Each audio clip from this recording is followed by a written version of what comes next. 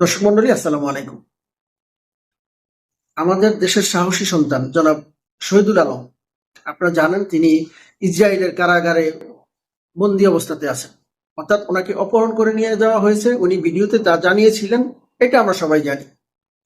এবং আমরা এটাও জানি বিএনপি মহাসচিব মির্জা ফখরুল ইসলাম আলমগীর উনি সরকারের কাছে দাবি জানিয়েছেন যে দ্রুত সরকারিভাবে ওনাকে ফিরিয়ে আনার জন্য ব্যবস্থা গ্রহণ করার জন্য।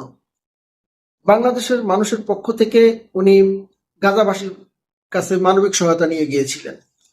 গাজাকে, ফিলিস্তিনকে বাংলাদেশের মানুষ মন প্রাণ দিয়ে ভালোবাসে।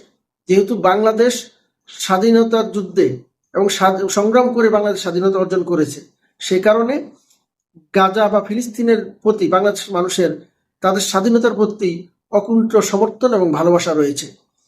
সেই ভালোবাসার নিদর্শন স্বরূপ বাংলাদেশের একজন অকুতোভয় সৈনিক, আলোকচিত্রী, সাংবাদিক, কলামিস্ট, লেখক, উনি অনেক নামে ওনাকে বলা যায়, কিন্তু সবচেয়ে বড় পরিচয় হচ্ছে উনি একজন বাংলাদেশের 18 কোটি মানুষের প্রতিনিধি হিসেবে সেখানে গিয়েছেন।